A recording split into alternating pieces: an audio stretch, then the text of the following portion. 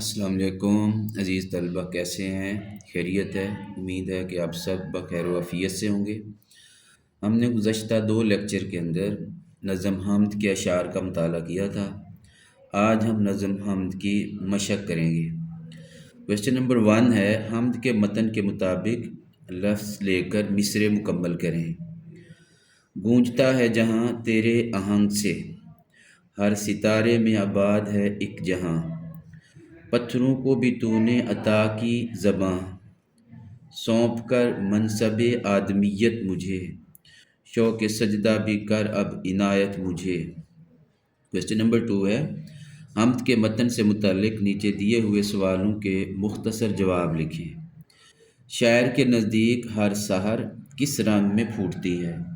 شاعر کے نزدیک ہر سحر نئے رنگ سے پھوٹتی ہے، جو اللہ تعالیٰ کی تخلیق کی جدت اور خوبصورتی کو ظاہر کرتی ہے۔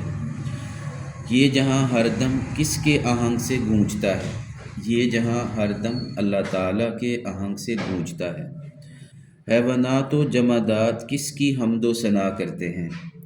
حیوانات و جمادات سب اللہ تعالیٰ کی حمد و ثنا کرتے ہیں، کیونکہ وہی سب مخلوقات کا خالق اور پالنے والا ہے۔ اللہ تعالیٰ نے اپنی خلافت کا منصب کسے عطا کیا ہے؟ اللہ تعالیٰ نے اپنی خلافت کا منصب انسان کو عطا کیا ہے تاکہ وہ زمین پر اس کی مرضی کے مطابق زندگی گزارے۔ شاعر باری تعالیٰ سے شوق سجدہ کا طلبگار کیوں ہے؟ شاعر باری تعالیٰ سے شوق سجدہ کا طلبگار اس لیے ہے تاکہ اس کا سر ہمیشہ اللہ تعالیٰ کی دہلیز پر جھکا رہے اور وہ اپنے خالق کا شکر ادا کرے۔ کویسچن نمبر 3 ہے، جس میں کالم الف اور کالم بے کو آپس میں ملانا ہے۔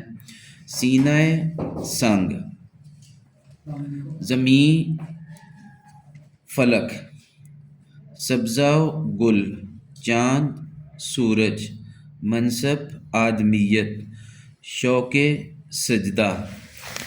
کویسچن نمبر 5 ہے، کتاب میں شامل حمد کی روشنی میں حمد اور مناجات میں فرق واضح کریں۔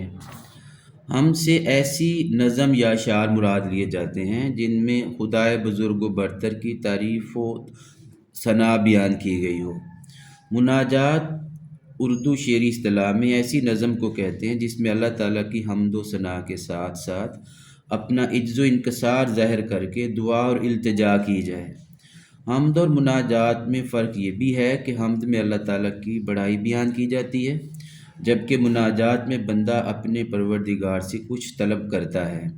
تو امید ہے کہ آپ کو ان سوالات کے جواب اچھی طرح سمجھ آ گئے ہوں گے۔ اللہ حافظ۔